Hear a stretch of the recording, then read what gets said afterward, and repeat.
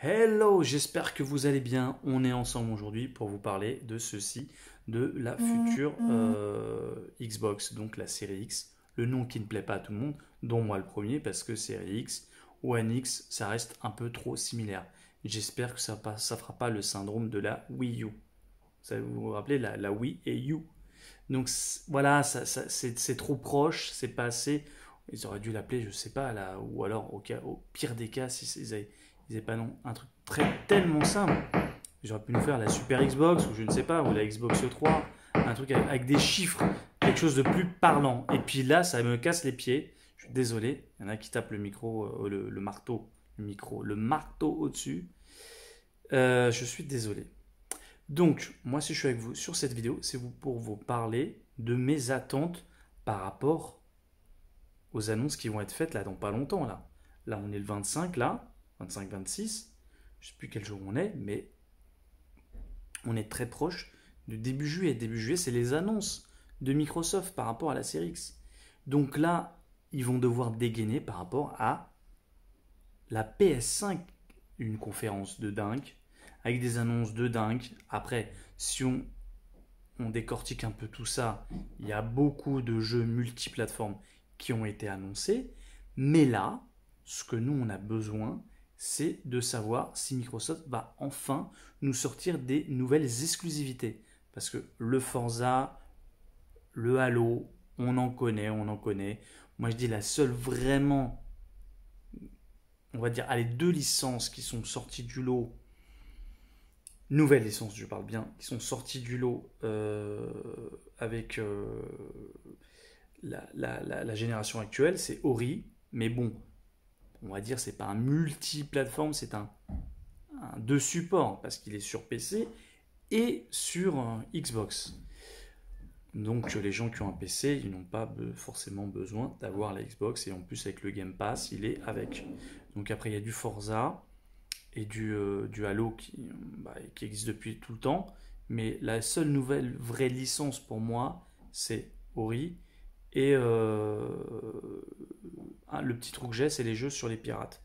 Voilà, c'est le seul. Et puis, voilà, c'est pour vraiment le jeu de pirate. C'est pour des joueurs de niche, comme on va dire. C'est vraiment des petits trucs. Il n'y a pas la grosse nouvelle licence exclusive à Microsoft. Donc, ils ont acheté plein de studios. Donc, annoncez-nous du lourd. Vraiment des trucs exclusifs à Microsoft. Et pas de support. Parce que finalement, les gens qui ont un PC, ils achètent la PS5 pour les licences exclusives. Et si sur PC, les jeux exclusivité PC, ils sont sur Xbox et sur PC, donc la personne a dit je ne vais pas m'acheter une Xbox, je prends mon PC et ma PS5. Pourquoi acheter une Xbox si l'exclusivité, elle est sur deux entités, c'est-à-dire le PC et la Xbox?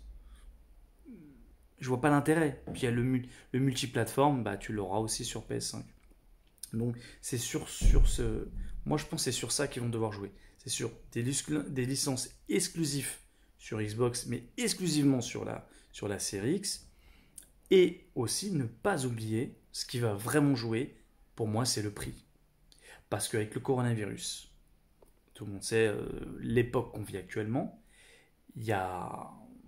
Je pense que l'économie en a pris un coup, plein de personnes vont perdre leur emploi. Et donc quand il y a un enfant qui va dire je veux cette console machin, ouais mais je veux la PS5. Oui, les parents en temps normal, ils auraient pris la PS5. Mais là, ils vont voir une série X, si elle est 100 € moins chère et en plus puissante, les parents ils vont dire non attends je suis désolé mon petit mais là c'est 100 € de plus ou 100 $ de plus. On prend la série X, c'est soit ça soit rien. Et le gosse il va dire série X. Et ouais. Faut pas oublier cette crise économique. Microsoft peut être gagnant en mettant un prix en baissant le prix de malade. Et ils ont le potentiel de le faire. Moi, j'entends un peu partout, ça me dérange, c'est que les gens disent actuellement, oui, en fait, tous les développeurs disent, oui, il y aura il y aura un plus gros bond entre la PS3 et la PS4. Sur cette génération de la PS4 à la PS5, le bond sera plus grand. De la Xbox One X à la série X, le bond sera plus énorme. Donc, on va utiliser des technologies un peu plus chères. Moi, je pense pas que c'est des technologies plus chères. C'est des technologies qui sont déjà sur le PC depuis 3 4 ans. Donc, ça a déjà dû bien baisser.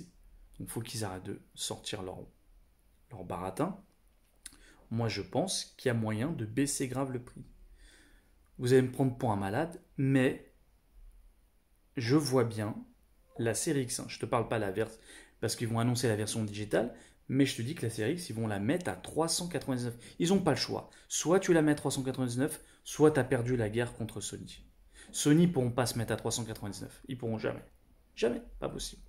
Et leur version digitale, ils te la mettent à 249 ou 199. Mais je pense qu'ils vont la mettre à 249.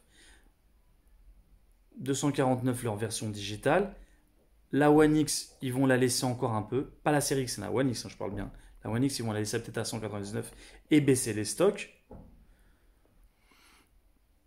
Mais les autres, ce sera de la braderie. Bon, voilà, la Xbox One, plus personne en voudra. Donc, ce sera, je pense qu'il y aura la One X, 199.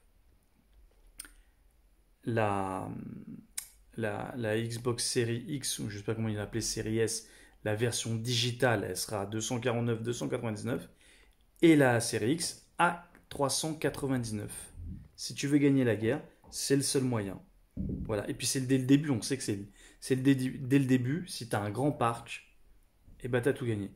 Moi, si je travaillerais au réseau marketing de, je sais pas, de Microsoft, je ferais un partenariat, ne serait-ce que vendre des packs. Voilà, je suis pas fan de jeu, mais tu fais des packs dès la sortie avec du Fortnite sur une série X à 399, mais légèrement des graphismes un peu améliorés, donc voilà, je sais pas, du 1080-60 fps ça existe déjà, mais du 4K 60 fps constant sur Fortnite, je pense que c'est possible avec